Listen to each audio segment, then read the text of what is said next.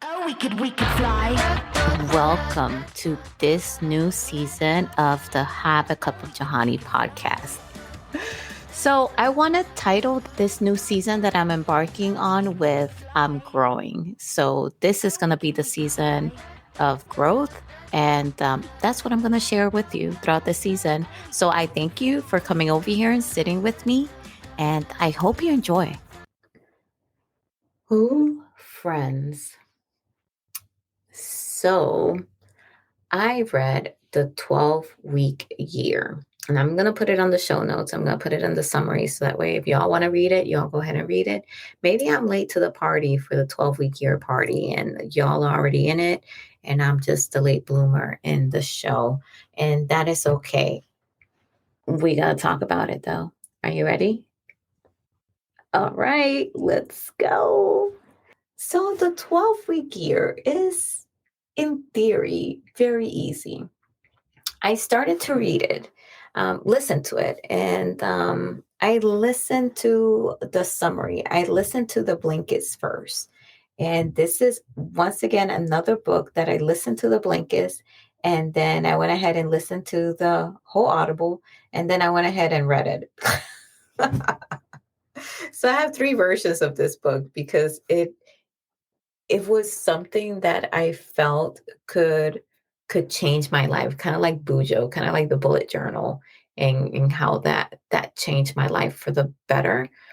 I felt that this was kind of in the same level as that one because it was something. While it's an easy concept, it was a concept that I have not enforced, that I had not worked through. So let me explain. So the 12-week year essentially is just breaking down the year into 12 weeks. So the first 12 weeks, that's 1 year. So what do you want to accomplish in that 12-week year? And the author talks about how when we do goals and New Year's resolution, our mind plays tricks on us because we see a whole 12 months with all that time, that whole time allowance. We have almost all the time in the world to accomplish our resolution. So, what happens because we have so much time, we waste it all, or we waste most of it. So, the author says, bet we're going to make that 12 months into 12 weeks. And that's all that we're going to give ourselves to accomplish our yearly goals. And I did it. I did it. I'm still in my first 12 weeks, but I have I have accomplished more than I accomplished while beasting out through Mrs. Franchi's evil ring and the 6 months that changed everything edit. I thought I was really fast then. I thought I was really focused. But when you break down and you tell yourself you only have 12 weeks and then you break down those 12 weeks into 1 week each and you're like this is what you need to accomplish in this week and you nest each week to go with your yearly goal, your 12-week year goals, it is something. That pressure, it's something else. And the author is right because now I know, hey, I don't have that much time to lallygag. I need to get my stuff done and I need to get it done and I can't waste not a day. So I don't. On the first 2 weeks, I'm almost done with my first 12-week year. What I did was I completely drafted my horror novel that I'm working on. And this is going to be under J.E. Ortega. So I write adult age stuff, novels under J.E. Ortega, and then I write children novels under Johnny Ortega. And so since I wrote Mrs. Frenchie this year, I'm writing a J.E. Ortega for next year, and then I bounce back and forth like that. But I think I'm going to be able to do more with this 12-week year. Let me explain. So on the I was going to say on the 2 years, on the first 2 weeks, I did the first draft. And how did I do that? I gave myself 1,000 words per week. That's it. So the author says make sure that you pick something that is doable, not that is easy, but that is doable and is challenging, but that you can accomplish. So that way you can maintain the momentum and you don't psych yourself out by making something really, really hard. I mean, because I have a full time job and then I often do traveling with that job. I gave myself 1,000 word a week, which is something that I can accomplish and I could possibly go over, which is what happened. Every week I will go over that 1,000 words every single week. One day I put 800 words in the draft, and that was amazing. So tomorrow I go ahead and do 1,000 more, so that way I can put my quota for this week as a quota, people. and and I finished that first draft in the first 2 weeks, just like that. It was like, it's done. Now it's a very rough draft. That my first drafts are really just bare bones. They are more like an outline with all the dialogue and the story progression. And now I'm into the second one, which is where I insert the descriptions, where I insert how the world looks. So it's the setting description and a little bit of character description, and then I add a little bit more to the backstory. And then I'll do the third draft where I add a little bit more, and then it's when I will go into the edits.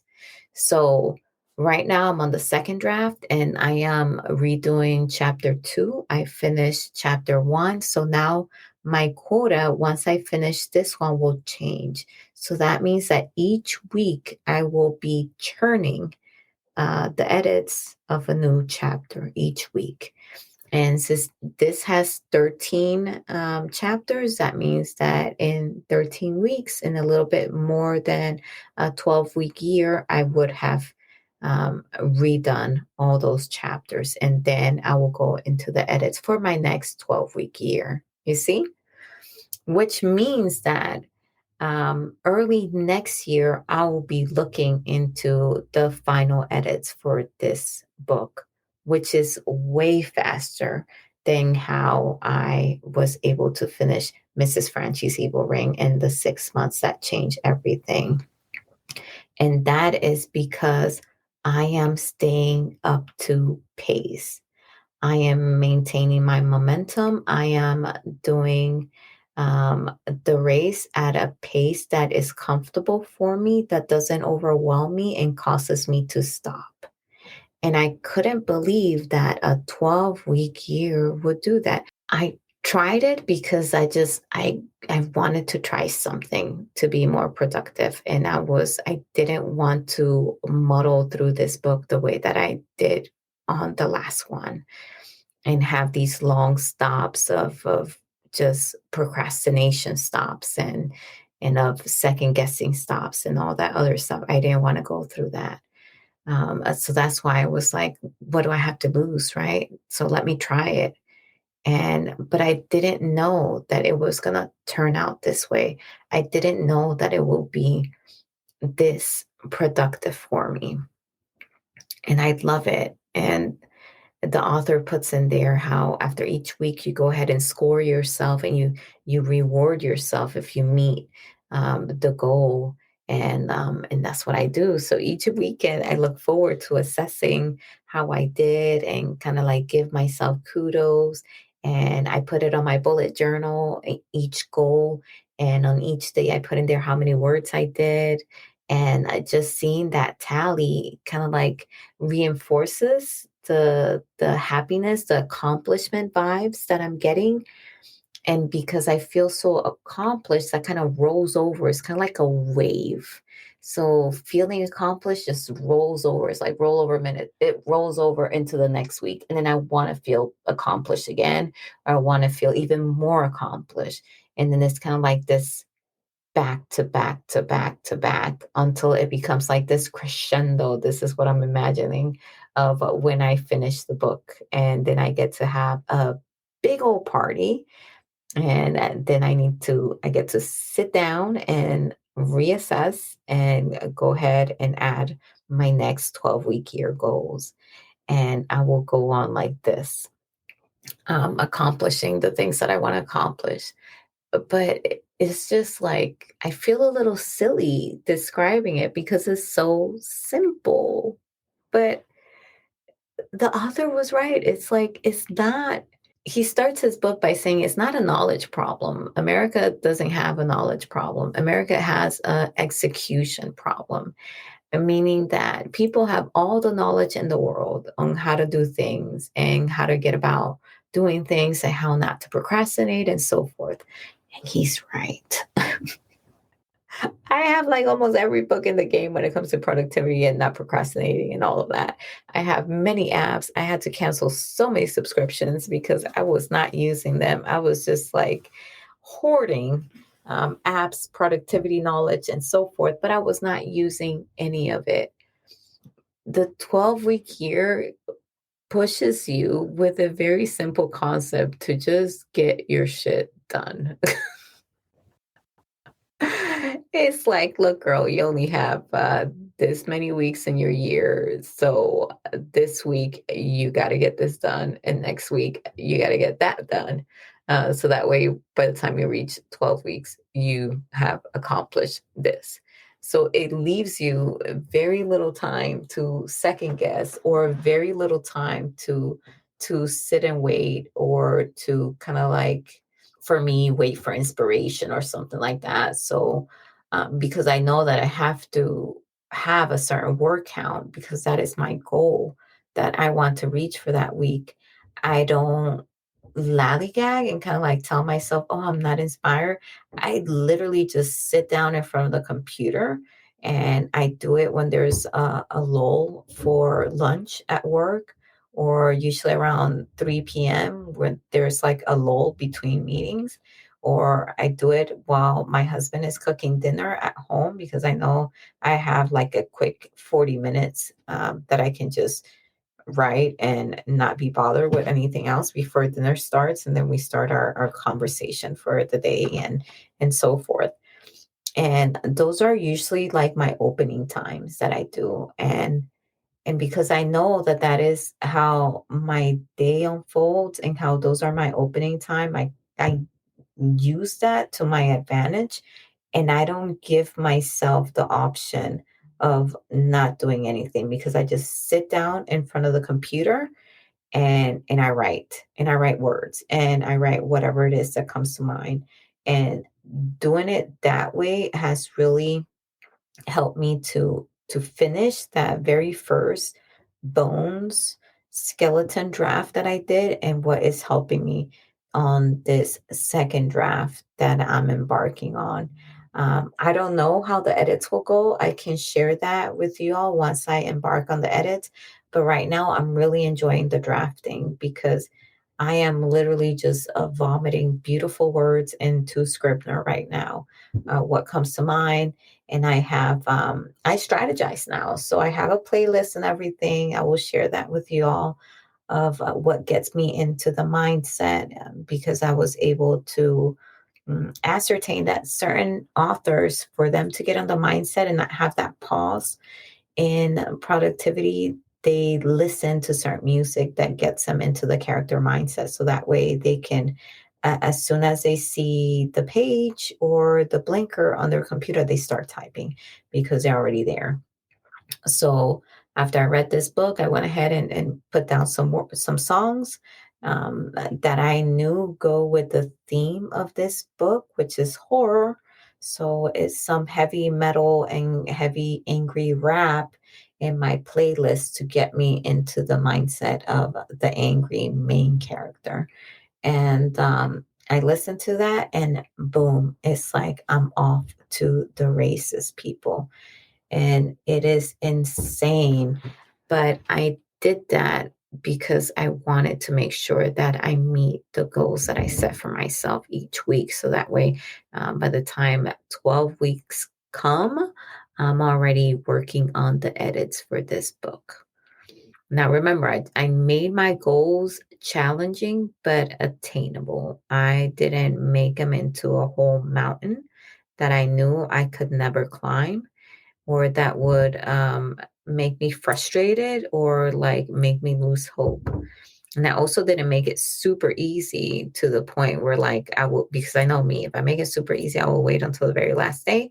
And then that's when I will do something because I'm like, this is too easy. 500 words. Oh, I can do that in my sleep. I can do that before I go to bed.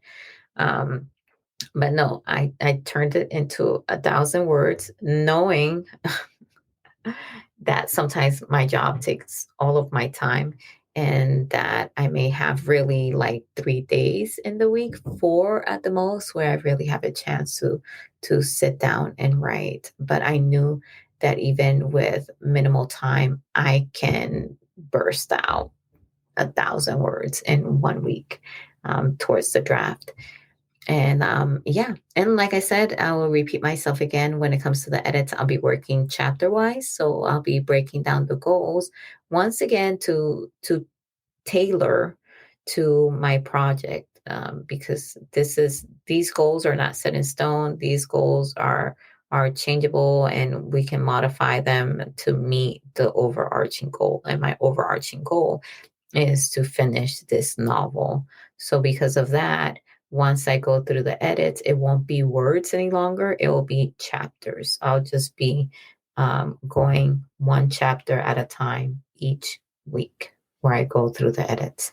But we're coming to the end here, folks. And I have a lot of things to say when it comes to the 12-week year, but I will leave you all with the book, with the link for the book on the summary on the show notes, so that way y'all can peek it if you want to. If you have more questions, feel free to comment or send me an email at joa@haveacupofjahani.com. My email is joa@haveacupofjahani.com. So you can email me there and ask me any questions you want. Or if you have read the book and you thought it was shit, let me know. If you thought it was great, let me know. I would love to bounce some ideas off of you. And I will see you next week. Bye. To connect with me, email at joa@haveacupofjahani.com, or you can also find me on TikTok at Have a Cup of Jahani Podcast. Oh, we could fly.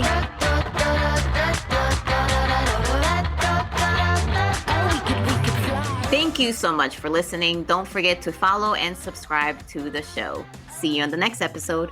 Bye. Oh, we could fly.